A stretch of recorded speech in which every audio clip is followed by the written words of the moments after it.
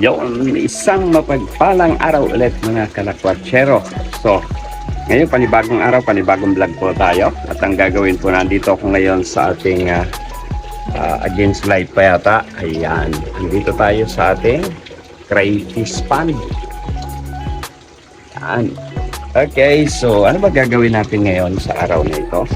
Okay, ang gagawin ko po ngayon ay maglilinis ng ating pond. Kasi kailangan na po siyang linisin. So ipapakita ko po sa inyo ngayon paano po maglinis. Okay, kung hindi ka pa nakapag-subscribe, huwag mong kalimutang mag-subscribe at pindutin na rin ang notification bell at piliin po ang all para kapag meron po tayong bagong video, ano po, ay agad-agad po kayong manonotify. Ito po yung una makakapanood. Oops! Sige po, tara, samahan niyo po ako mga kalakwatsero.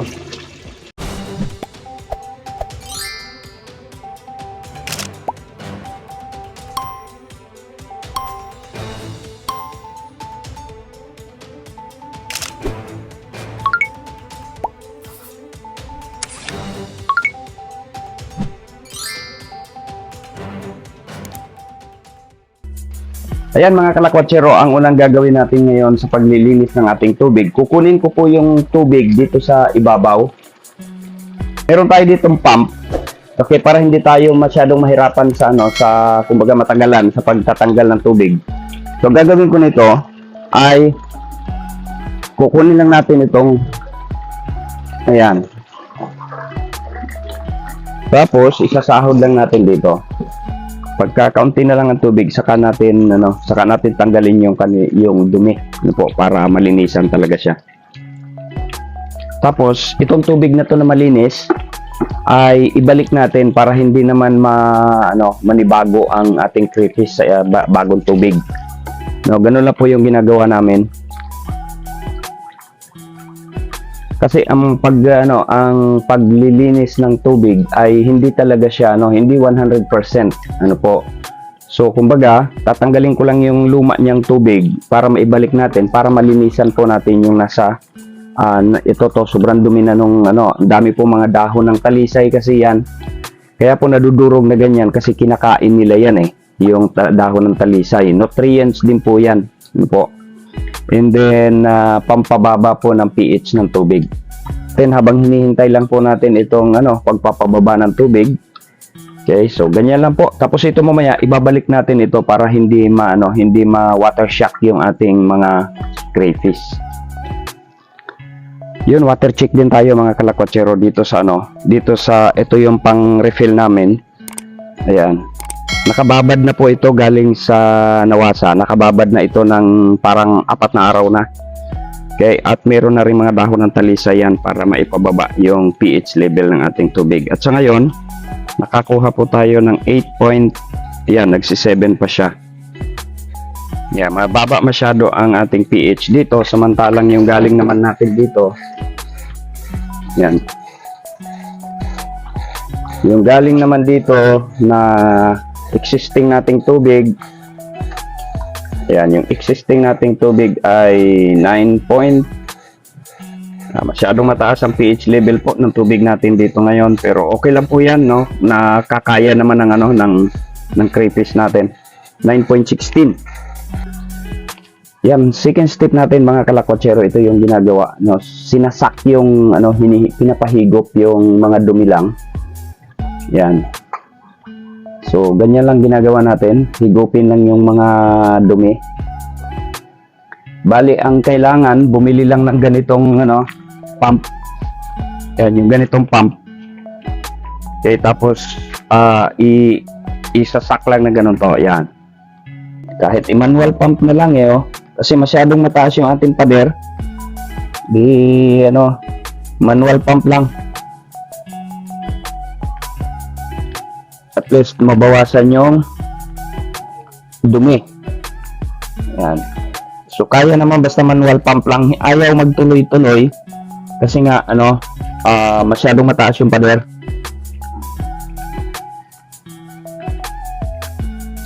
So pero ang goal lang naman natin dito ay mabawasan yung kanilang dumi.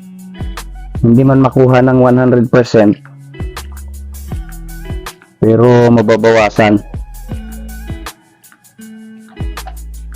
Tapos tanggalin na rin itong mga dahon na to kasi ano na to, madudurog na ito eh. Mga ganito klaseng dahon. So kunin na natin itong mga durog na dahon na to. Ayan oh, durog na durog pala to.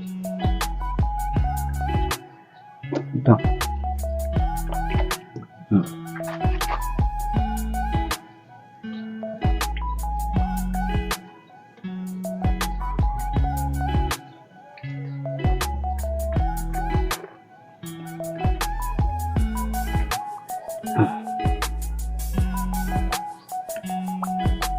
Ayan o, kita nyo ba?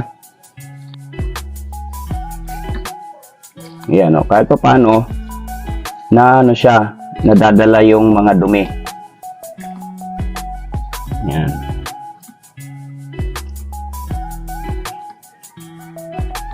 No, hindi man matanggal lahat. At least, nababawasan natin. Ayan, hugasan na rin natin yung mga para maano talaga itong ano, ayan. Hugasan na rin natin yung mga damo-damo. Ayan, katulad nito, ang daming. Ayan, no. Ang daming ano. Naiwan na. Nagpaiwan ka man. Luk na talaga yung mga dahon pala, nadudurog. Meron tayong nakuha ulit na isang may itlog na dito. So inilagay na naman natin dito sa pinakang nursery. Ang ating creepies ngayon na may itlog, 4 na. Yung isa diyan malamang mga first week o second week ng January. Mapipisa na yon. So update po tayo diyan mamaya.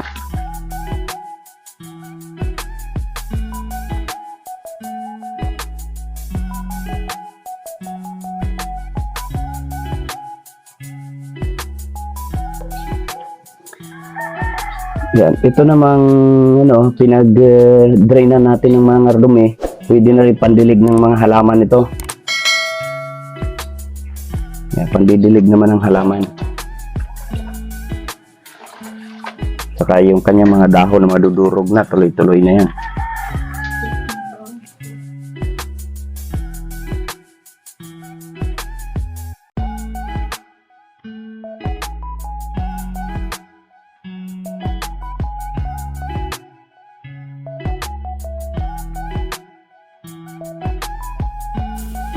Ayan, dito nga mga kalakwatsero ay tapos na kaming maglinis ng ating pan at nilalagyan na po namin ng tubig ulit at yung mga dahon ng talisay na inilalagay ko dito. So ulitin ko po, ito yung pinakang stabilizer ng tubig, pampababa ng pH. At the same time po kinakain po ng crayfish yan. Okay, so maganda po sa crayfish yung tawag dito, yung dahon ng talisay na yan, kaya namin inilalagyan po yan at inilalagay. Ayan, kahit pa paano medyo luminis na yung ating tubig, na wala yung mga durog na dahon. Mga durog na dahon lang naman yun at sa mga tsaka yung mga pinagkainan ng crayfish, yung mga dumi nila, yung mga tae ng crayfish. Okay, so ayan. Okay. Ayan, kinukumpleto na po natin ang tubig ngayon. At siya nga pala mga kalakwatsero, ang paghuhugas o paglilinis ng ating pan sa crayfish ay at least once a week. Katulad nung sa amin, siguro mga 2 weeks na to. 2 weeks yung hindi siya nalinis. Pero at least kapag nakikita nyo na marumi na, mataas na yung ammonia, malalaman natin kapag tumaas ang ammonia ay bumubula yung tubig, nagbabubbles. Hindi ganyang klaseng bula. Ngayon nga ay testingin natin ang pH level ng ating tubig. So ayan, nasa 8.18, 8.13 lang siya. So yan lang po ngayon kapag bagong linis ang ating tubig. Bago po linisin yan ay nasa 9.10 o 9.16 ang ating pong pH level ng tubig natin. So ugaliin po natin na maglinis ng ating pond mga kalakwatsero, lalo na nga kung mataas na po masyado ang ammonia ng ating tubig. Okay? Yan, ulitin ko lang paano natin malaman na mataas na ang ammonia ng ating tubig. Kapag ka po yan ay bumubula na at mapapansin natin yung klaseng bula na yung galing sa ilalim, tapos papansin po natin na yung mga nasa ilalim na dumi mga pagkain nila na hindi naubos ay tumaas na at bumubula ang taas. So yun po ang indication na mataas na po masyado ang ating ammonia sa tubig, kaya kailangan na po yang linisin. Okay, so hanggang dito na lang mga kalakwatsero, at kung hindi ka pa nakapag-subscribe, huwag mong kalimutang mag-subscribe, at kung nagustuhan mo ang ating video, please like and share na rin po. Yan, God bless po and bye-bye po sa ating lahat.